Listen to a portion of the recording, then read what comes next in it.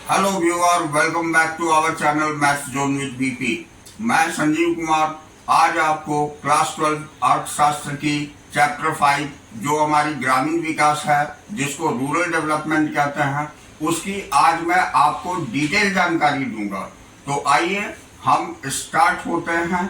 अब आज मैं आपको चैप्टर 5 अर्थशास्त्र की जो ग्रामीण विकास है, जिसे हम रूरल डेवलपमेंट कहते हैं, इसकी डिटेल जानकारी देता हूँ। तो आइए स्टार्ट होते हैं। तो इस अध्याय के स्वरूप में इसमें पहला पॉइंट है ग्रामीण विकास, अर्थ तथा महत्व। इसके अंतर्गत टॉपिक हम पढ़ेंगे ग्रामीण विकास का अर्थ और ग्रामीण विकास का महत्व। अब दूसरा पॉइंट हमारी है ग्रामीण विकास की विलंबित चुनौतियां, यानी ग्रामीण साख तथा कृषि विपणन। तो इसके अंतर्गत पॉइंट हम पढ़ेंगे ग्रामीण साख के अंतर्गत ग्रामीण साख की आवश्यकता, ये पहला पढ़ेंगे। दूसरा हम ग्रामीण साख के स्रोत, जो गैर संस्थागत स्रोत तथा संस्थागत स्रोत होती है, इसकी जानकारी लेंगे। तीसरा पॉइंट जो अति लघु साख कार्यक्रम एवं स्वयं सहायता समूह के बारे में जानेंगे। और चौथा पॉइंट ग्रामीण बैंकिंग एक आलोचनात्मक मूल्यांकन, इसकी जानकारी लेंगे। इसके अलावा अब कृषि विपणन के अंतर्गत कृषि विपणन यानी ग्रामीण क्षेत्र में विपणन के अंतर्गत पहला पॉइंट कृषि विपणन का अर्थ जानेंगे। दूसरा पॉइंट विपणन प्रणाली को सुधारने के लिए सरकार द्वारा किए गए उपाय जानेंगे।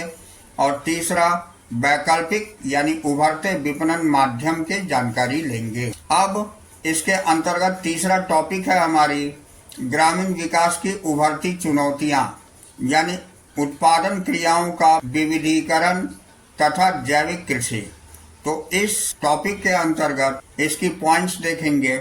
तो उत्पादन गतिविधियों का विविधीकरण के अंतर्गत पहला पशुपालन हम देखेंगे, दूसरा मत्स्य पालन देखेंगे, तीसरा उद्यान विज्ञान या बागवानी देखेंगे।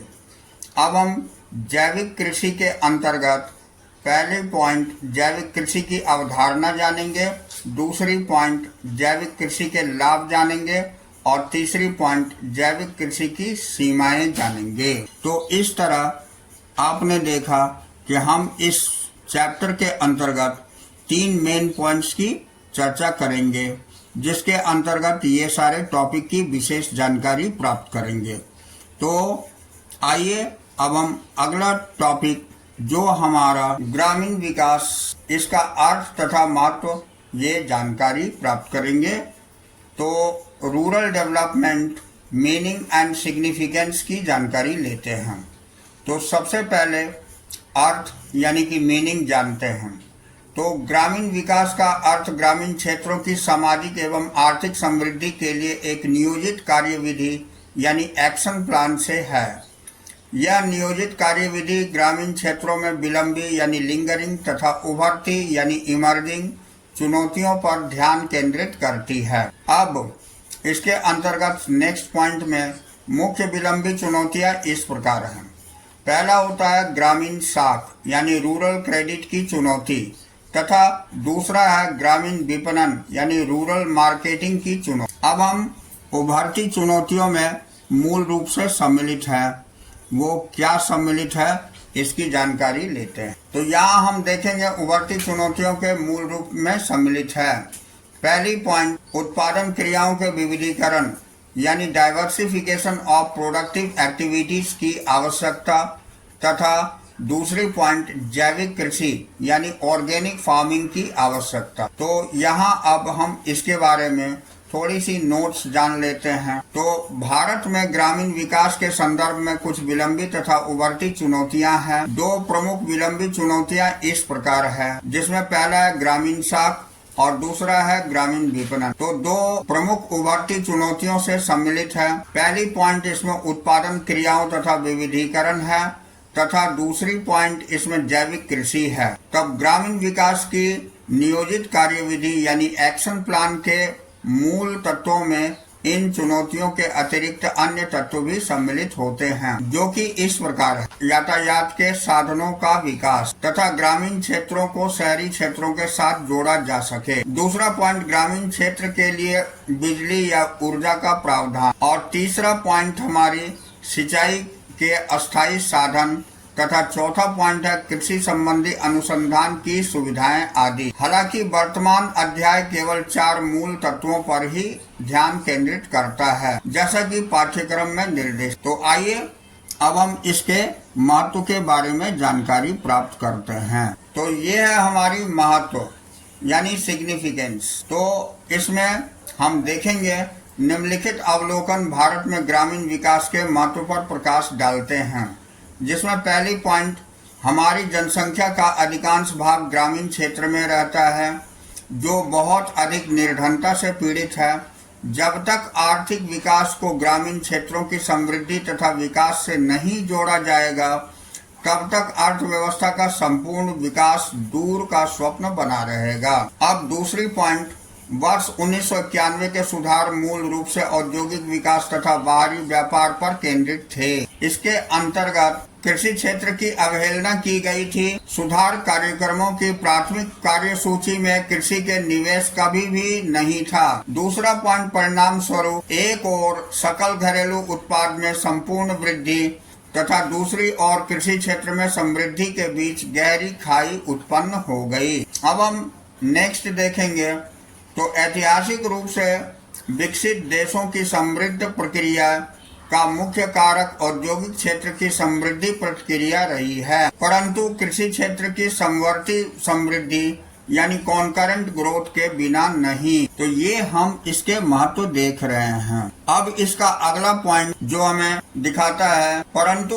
भारतीय समृद्धि की कहानी कृषि क्षेत्र को एक पिछड़े हुए क्षेत्र के रूप में दर्शाती है, जो भयंकर बेरोजगारी तथा निर्धनता से पीड़ित है। इस क्षेत्र के धारणीय आजीविका के वैकल्पिक साधनों यानी फसल खेती के विकल्प की काफी कमी है। परिणाम स्वरूप 2% की निम्न समृद्धि दर के साथ भारत में कृषि क्षेत्र अर्थव्यवस्था की संपूर्ण समृद्धि की प्रक्रिया में बाधा बनकर उभरा है। अब हम अगला पॉइंट देखेंगे तो संपूर्ण सकल घरेलू उत्पाद समृद्धि की 7 से 8% की दर सुधारों के बाद के वर्षों में की तुलना में कृषि क्षेत्र की 2% की समृद्धि दर ने अर्थव्यवस्था में संरचनात्मक असंतुलन पैदा किया है। अब हम इसका अगला पॉइंट, इस संरचनात्मक असंतुलन को दूर करने की आवश्यकता है। ग्रामीण शहरी विभाजन बहुत बड़ा हो गया है तथा इस विभाजन के कारण देश किसानों द्वारा विशाल आंदोलन का सामना कर रहा है। इस अंतर को कम करने के लिए ग्रामीण विकास आवश्यक है। संक्षेप में हम कह सकते हैं ग्रामीण विकास की आवश्यकता यानी मौजूदा तथा उभरती हुई चुनौतियों को संबंधित करते हुए अति आवश्यक यानी अनिवार्य अर्जेंट है। अब हम इससे आगे नेक्स्ट पॉइंट देखेंगे। तो देखिए अब हम इसका दूसरा पॉइंट देखेंगे जो ग्रामीण विकास की विलंबित चुनौतियां हैं और ग्रामीण साख तथा कृषि विपणन जिसे कहते हैं यानी lingering challenges of rural development, rural credit and agricultural marketing के जानकारी लेंगे। तो आइए इसमें पहले ग्रामीण साख है जिसे हम रूरल क्रेडिट कहते हैं। तो ग्रामीण साख अथवा कृषि साख का अर्थ खेती के लिए साख यानी उधार से है। ग्रामीण क्षेत्रों के साख कृषि गतिविधि की जीवन रेखा यानी लाइफ लाइन है। तो ये हमारी ग्रामीण साख की आवश्यकता है जिसे हम नीड फॉर रूरल क्रेडिट कहते हैं। तो इसकी जानकारी प्राप्त करेंगे। तो साख की आवश्यकता 2 कारणों से उत्पन्न होती है। पहला कारण है भारत में अधिकतर कृषि परिवार छोटे तथा सीमांत जोतों यानी स्मॉल एंड मार्जिनल होल्डर वाले हैं, जो केवल जीवन निर्वाह यानी सब्सिस्टेंस के लिए ही उत्पादन करते हैं। वे कभी कभार ही पुनः निवेश के लिए आधिक्य यानी सरप्लस का सृजन कर पाते हैं। अतः साख की अपरिहार्य यानी अनअवॉइडेबल आवश्यकता है। तथा दूसरा पॉइंट है इसमें फसल को बोने तथा काटने के बीच परिपक्वता अवधि यानी गेस्टेशन पीरियड बहुत लंबी होती है। यह बीज खाद औजार पर शुरुआती निवेश तथा शादी, मृत्यु, जन्म अथवा अन्य धार्मिक समारोह जैसे पारिवारिक व्यय के लिए साख की आवश्यकता को और भी अधिक बढ़ा देती है। तो अब हम देखेंगे कि एक सामान्य भारतीय किसान की साख की जरूरतों को मोटे तौर पर निम्नलिखित 3 श्रेणियों में वर्गीकृत किया जाता है। तो यहाँ हम देख रहे हैं भारतीय किसानों की साख आवश्यकताएं, जिसे हम credit needs of Indian farmer बोलते हैं। तो ये पहला है अल्पकालीन साख। तो इसके अंतर्गत हम देखते हैं पहला पॉइंट, इसकी आवश्यकता का संबंध मूल रूप से बीज, उर्वरक, खाद तथा कीटनाशक दवाइयों जैसी आगतों को खरीदने से है। दूसरा पॉइंट, इसकी आवश्यकता बिजली के बिलों का भुगतान करने के लिए भी पड़ती है। ऐसे ऋण सामान्यतः 6 से 12 महीने की अवधि के लिए होते हैं। तो ऐसी साख अल्पकालीन साख कहलाती है। अब दूसरी साख है मध्यकालीन साख। तो इसमें पहला पॉइंट, इसकी आवश्यकता मशीनरी खरीदने, बाड़ यानी फेंसेस लगवाने तथा कुओं की खुदवाने के लिए होती है। ऐसे ऋणों की अवधि आमतौर पर 12 महीने से 5 वर्ष तक होती है। अब तीसरा है दीर्घकालीन साख, जिसमें हम पहला पॉइंट देखेंगे, इसकी आवश्यकता अतिरिक्त यानी एडिशनल भूमि खरीद या मौजूदा भूमि की अस्थायी सुधार, परमानेंट इम्प्रूवमेंट करने के लिए होती है। दूसरा पॉइंट, ऐसे ऋणों की अवधि 5 से 20 वर्ष तक होती है। तो इस तरह हमने देखा कि 3 तरह की साख होती है, अल्पकालीन साख, मध्यकालीन साख और दीर्घकालीन साख। अब हम नेक्स्ट इससे आगे देखेंगे तो किसानों की साख संबंधी आवश्यकताओं को उत्पादक यानी प्रोडक्टिव तथा अनुत्पादक यानी अनप्रोडक्टिव ऋणों के रूप में भी वर्गीकृत किया जा सकता है। तो जैसा कि साख की उत्पादक आवश्यकता का संबंध उत्पादन क्रिया जैसे आगतों की खरीद से होता है। दूसरी है साख की उत्पादक आवश्यकता। दूसरी पॉइंट, साख की अनुत्पादक आवश्यकता का संबंध उपभोग जैसे समारोह पर व्यय अथवा व्यक्तिगत व्यय से होता है। तो इस तरह हमने देखा कि साख संबंधी आवश्यकताएं क्या क्या हो सकती है। अब आइए हम हाइलाइट्स देखते हैं, जिसे हम मुख्य अंश कहते हैं। तो हाइलाइट्स के अंतर्गत हम पहली पॉइंट ग्रामीण साख का विकास यानी इवोल्यूशन ऑफ रूरल क्रेडिट देखेंगे। तो इसका पहला पॉइंट है स्वतंत्रता प्राप्ति के समय संस्थागत साख का केवल एक काल्पनिक अस्तित्व था। दूसरा पॉइंट है कि उस समय गैर संस्थागत साख का ही बोलबाला था। इस पर साहूकारों, व्यापारियों तथा कमीशन एजेंटों का प्रभुत्व था। ये लोग बहुत ऊंची ब्याज की दर लेते थे और अनपढ़ किसानों के शोषण के लिए अपने खेतों में भी हेराफेरी करते थे। तीसरी पॉइंट, दरअसल गैर संस्थागत साख किसानों के लिए एक ऋण जाल यानी डेट ट्रैप था। चौथा पॉइंट, सन 1969 में व्यापारिक बैंकों की राष्ट्रीयकरण के बाद एक महत्वपूर्ण परिवर्तन हुआ। अब पांचवा पॉइंट, उस समय की सामाजिक बैंकिंग की अवधारणा को व्यवहार में लाया गया और नियोजन के ग्रामीण विकास कार्यक्रमों के संदर्भ में किसानों की साख आवश्यकताओं को वरीयता मुद्दे के रूप में व्यक्त किया गया। अब हम अगला पॉइंट, जो कि हमारी हरित क्रांति ग्रामीण साख प्रणाली में बदलाव का अग्रदूत है, यानी जिसे हम green revolution, the harbinger of changes in rural credit system बोलते हैं। तो इसकी जानकारी लेंगे। तो इसमें पहला पॉइंट, हरित क्रांति ने किसानों के दृष्टिकोण में निर्वाह खेती से व्यापारिक खेती की ओर परिवर्तन किया। दूसरी पॉइंट है, परिणाम स्वरूप ग्रामीण साख की बढ़ती मांग के साथ साख प्रणाली में एक बड़ा बदलाव आया, क्योंकि इसने उत्पादन साख का पर केंद्रित होती हुई ग्रामीण साख के पोर्टफोलियो का विविधीकरण किया। अब हम इससे आगे ग्रामीण साख के स्रोत देखते हैं, जिसे सोर्सेस ऑफ रूरल क्रेडिट कहते हैं। तो आइए इसकी डिटेल जानकारी प्राप्त करते हैं। ग्रामीण अथवा कृषि साख के स्रोतों का मोटे तौर पर निम्नलिखित श्रेणियों में वर्गीकरण किया जाता है। तो आइए हम देखते हैं ग्रामीण साख के स्रोत, यानी जिसे हम सोर्सेस ऑफ रूरल क्रेडिट बोलते हैं। तो पहला है गैर संस्थागत स्रोत जिसे हम परंपरागत स्रोत भी बोलते हैं, और दूसरा है संस्थागत स्रोत जिसे हम आधुनिक या उभरते स्रोत भी बोलते हैं। तो यही दो मुख्य सोर्स हैं, यानी ग्रामीण साख के स्रोत हैं। तो आइए इसकी डिटेल जानकारी लेते हैं। तो पहला पॉइंट, जैसा कि हमने देखा, गैर संस्थागत स्रोत था जिसे नॉन इंस्टीट्यूशनल सोर्सेस बोलते हैं। तो ये स्रोत हम पढ़ते हैं सोर्सेस में। पहला भूस्वामी यानी लैंडलॉर्ड्स आते हैं, दूसरा गांव के व्यापारी यानी विलेज ट्रेडर्स आते हैं, तथा तीसरा महाजन यानी मनी लैंडर्स आते हैं। अब विकास के अंतर्गत यानी इवोल्यूशन में देखेंगे, पारंपरिक दृष्टि से किसानों की अधिकांश साख की जरूरतें इन्हीं स्रोतों द्वारा पूरी होती थी। अब इसमें प्रथम पंचवर्षीय योजना के आरंभ में गैर संस्थागत स्रोत किसानों की कुल उधार का आवश्यकता की 93% भाग पूरा किया करते थे, परंतु 1981 तक संस्थागत स्रोत ग्रामीण साख के प्रमुख स्रोत के रूप में उभरे। अब आइए आगे हम देखते हैं जो हमारी संस्थागत स्रोत दूसरा सोर्स है, संस्थागत स्रोत यानी इंस्टीट्यूशनल रिसोर्सेस। तो इसकी जानकारी हम लेते हैं। तो इसमें स्रोत यानी सोर्सेस हम देखते हैं।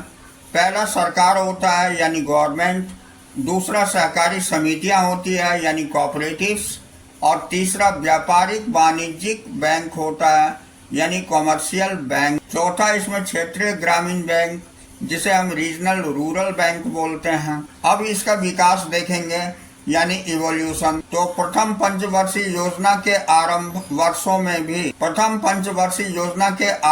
वर्षों में ये सभी संस्थागत साधन मिलकर किसान की साख संबंधी केवल 7% आवश्यकताओं को पूरा किया करते थे, किंतु वर्तमान में इसका हिस्सा बढ़कर 66% से अधिक हो गया है। अब हम इसी के अंतर्गत अगला पॉइंट देखेंगे। कुल संस्थागत साख में सहकारी साख का योगदान 15% तथा व्यापारिक बैंकों का लगभग 75% हो गया है। अब व्यापारिक बैंकों तथा क्षेत्रीय ग्रामीण बैंकों जिसको RRBs बोलते हैं द्वारा दी जाने वाली साख की मात्रा में भारी वृद्धि के अतिरिक्त सहकारी साख संस्थाएं भी महत्वपूर्ण संस्थागत एजेंसियों के रूप में कृषि तथा ग्रामीण विकास के लिए साख तथा अन्य संबंधित सेवाएं प्रदान करती है। तो ये हमने संस्थागत स्रोत के बारे में देखा। अब हम जानकारी प्राप्त करेंगे भारत में ग्रामीण साख प्रदान करने वाली कुछ महत्वपूर्ण संस्थागत एजेंसियों का संक्षिप्त वर्णन निम्नलिखित है। तो इसे हम इस चार्ट के द्वारा देखेंगे। तो भारत में ग्रामीण साख प्रदान करने वाली कुछ महत्वपूर्ण संस्थागत एजेंसियां जिसे हम important institutional agencies offering rural credit in India कहते हैं। इसकी पहली पॉइंट है सहकारी साख समितियां, दूसरी पॉइंट है स्टेट बैंक ऑफ इंडिया तथा अन्य व्यापारिक बैंक, तीसरी पॉइंट है क्षेत्रीय ग्रामीण बैंक तथा भूमि विकास बैंक। अब चौथी पॉइंट हम देखेंगे जो कि हमारी राष्ट्रीय कृषि एवं ग्रामीण विकास बैंक है।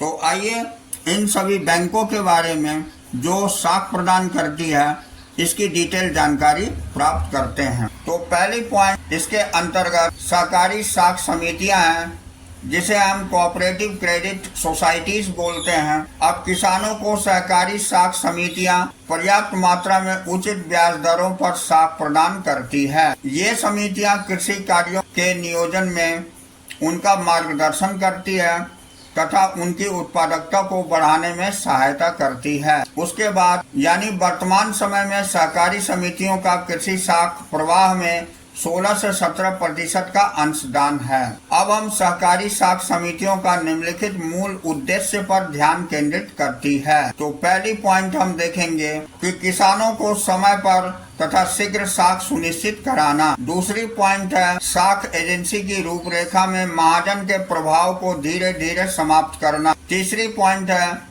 देश के सभी क्षेत्रों में साख सुविधाएं फैलाना। और चौथी पॉइंट है विशेष विकास कार्यक्रम के अंतर्गत आने वाले क्षेत्रों को पर्याप्त मात्रा में साख उपलब्ध कराना। तो ये हमारी सहकारी साख समितियां थी। अब हम दूसरा पॉइंट जो हमारा स्टेट बैंक ऑफ इंडिया तथा अन्य व्यापारिक बैंक है इसकी जानकारी लेंगे। ये state bank of India and other commercial banks कहा जाता है। तो स्टेट बैंक ऑफ इंडिया की स्थापना सन 1955 में हुई थी। इसके बाद हम देखेंगे ये ग्रामीण शाख पर ध्यान देते हुए सरकार ने सार्वजनिक रूप से स्वीकार किया कि ग्रामीण शाख की आवश्यकता को केवल सहकारी साख समितियां ही पूरा नहीं कर सकती, अतः किसानों को साख देने के लिए व्यापारिक बैंकों की महत्वपूर्ण भूमिका निभानी चाहिए। दूसरी पॉइंट हम देखेंगे इसी के अंतर्गत सन 1969 में व्यापारिक बैंकों की राष्ट्रीयकरण करने का यह एक प्रमुख कारण था। ऐसी आशा की गई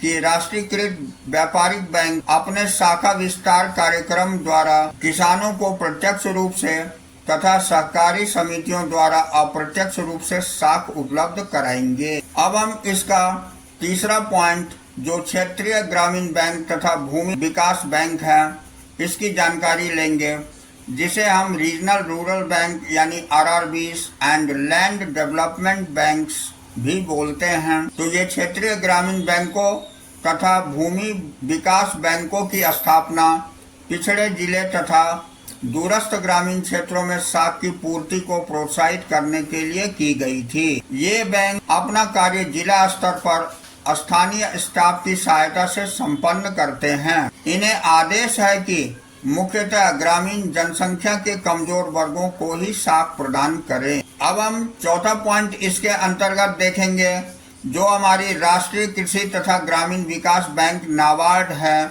जिसे हम national bank for agricultural and rural development बोलते हैं, NABARD नाबार्ड। तो नाबार्ड कृषि साख की सर्वोच्च शीर्ष यानी अपेक्ष संस्था है। ग्रामीण साख के क्षेत्र में नीति नियोजन तथा संचालन और अन्य संबंधित आर्थिक क्रियाएं इसके कार्य क्षेत्र में आती है। इसकी स्थापना 1982 में हुई थी। तो इसके अंतर्गत मुख्य अंश यानी हाइलाइट्स देखेंगे। तो इसमें बहु एजेंसी प्रणाली यानी मल्टी एजेंसी सिस्टम है, जिसके अंतर्गत ग्रामीण बैंकिंग की संस्थागत संरचना में सम्मिलित है। पहली आ जाती है व्यापारिक या वाणिज्यिक बैंक, दूसरी आ जाती है क्षेत्रीय ग्रामीण बैंक जो RRBs कहलाती है, तीसरी सहकारी साख समितियां और चौथी आ जाती है भूमि विकास बैंक। इसके अंतर्गत ग्रामीण बैंकिंग की संस्थागत संरचना को बहु एजेंसी प्रणाली कहा जाता है। अब नेक्स्ट पॉइंट कुटुंब श्री निर्धन महिलाओं का बैंक यानी कुटुंब श्री जो है पुअर वोमेन्स बैंक कहलाती है। तो इसकी जानकारी लेते हैं। तो कुटुंब श्री की स्थापना 1995 में केरल में निर्धन महिलाओं के मध्य बचत की आदत को प्रोत्साहित करने के लिए एक बचत बैंक के रूप में की गई थी। दूसरी पॉइंट, इन समितियों को सदस्य संख्या और एकत्रित बचत के आधार पर एशिया का विशालतम अनौपचारिक बैंक माना जाता है। इस बचत एवं साख समिति ने छोटी छोटी बचतों को मिलाकर 1 करोड़ की विशाल राशि एकत्र कर ली है। अब हम इसके मुख्य कार्य निम्नलिखित हैं। तो पहला होता है उन संस्थाओं के लिए सर्वोच्च कोष प्रदान करने वाली एजेंसी यानी फंडिंग एजेंसी के रूप में कार्य करना जो ग्रामीण क्षेत्रों में साख प्रदान करती है। दूसरा है साख प्रदान करने वाली प्रणाली में सुधार के लिए उचित उपायों को अपनाना। इस बैंक द्वारा साख संस्थाओं की पुनः संरचना रीस्ट्रक्चरिंग करना तथा कर्मचारियों के प्रशिक्षण पर ध्यान केंद्रित करना था। तीसरा, सभी साख संस्थाओं की ग्रामीण वित्त क्रियाओं को समन्वित यानी कोऑर्डिनेट करना तथा नीति निर्माण से संबंधित सभी राष्ट्रीय संस्थाओं जिनमें भारत सरकार, राज्य सरकारें, रिजर्व बैंक आदि सम्मिलित है के बीच संपर्क बनाए रखना। चौथा पॉइंट है बैंक द्वारा जिन प्रोजेक्ट्स के लिए पुनः वित्त की सुविधाएं दी जाती है उसका मूल्यांकन तथा मॉनिटरिंग करना। तो ये इसके मुख्य कार्य थे। अब हम फिर इसकी हाइलाइट्स देखेंगे। तो इसके हाइलाइट्स के अंतर्गत हम देखते हैं भारत रिजर्व बैंक और ग्रामीण साख यानी reserve bank of India RBI and rural credit. तो इसमें पहला पॉइंट देखेंगे भारत में ग्रामीण साख प्रणाली ने जो आकार तथा महत्व इस समय प्राप्त किया है उसका श्रेय अवश्य ही भारतीय रिजर्व बैंक को जाता है, जिसने ऐसी भूमिका निभाई है। दूसरा पॉइंट, जब से रिजर्व बैंक ऑफ इंडिया की 1935 में स्थापना हुई है, इसने किसानों को साख उपलब्ध कराने तथा साख संस्थाओं, विशेषकर प्राथमिक सहकारी साख समितियों तथा भूमि विकास बैंकों को सुदृढ़ बनाने में महत्वपूर्ण भूमिका निभाई है। अब यह निम्नलिखित पर ध्यान केंद्रित करता है, तो आइए इसकी डिटेल जानकारी लेते हैं। तो इसमें पहला पॉइंट है कृषि तथा सहायक क्रियाओं को अल्पकालीन रियायती पुनः वित्त सुविधाएं प्रदान करने पर। दूसरा है सहकारी साख संस्थाओं का विकास करने पर। तीसरा है सहकारी साख प्रणाली के अल्पकालीन तथा दीर्घकालीन कक्षों यानी विंग्स के कोषों के साधनों का विस्तार करने पर। चौथा है सहकारी साख एजेंसियों में राज्य की भागीदारी बढ़ाने पर। पांचवा है सहकारिता का प्रशिक्षण तथा व्यावसायिकीकरण पर। पांचवा है सहकारिता का प्रशिक्षण तथा व्यावसायिकीकरण करने पर। तो पांचवा है सहकारिता का प्रशिक्षण तथा व्यावसायिकीकरण करने पर। छठा है साख संस्थाओं तथा ग्रामीण गृहस्थों को दी जाने वाली साख को निर्धारित करने के लिए ग्रामीण साख सर्वेक्षण के संचालन पर। सातवां है बैंक शाखा विस्तार यानी ब्रांच एक्सपेंशन कार्यक्रम में सहायता देने, ग्रामीण क्षेत्रों में काम कर रहे बैंकों को सस्ती प्रेषण सुविधाएं प्रदान करने पर। और आठवां है ग्रामीण साख संबंधी मामलों में सबका मार्गदर्शन करने पर। तो अतः कृषि साख के क्षेत्र में आरबीआई की भूमिका बहुआयामी है, बेशक नियामक क्यों न हो। तो इस तरह आज की क्लास हमारी यही ओवर होती है। अगले दिन हम अगली टॉपिक जो हमारी अति लघु साख कार्यक्रम एवं स्वयं सहायता समूह यानी कि ये micro credit programme and self help groups है, यहाँ से लेकर के चलेंगे। तो that's all for today, we will meet again on the next class.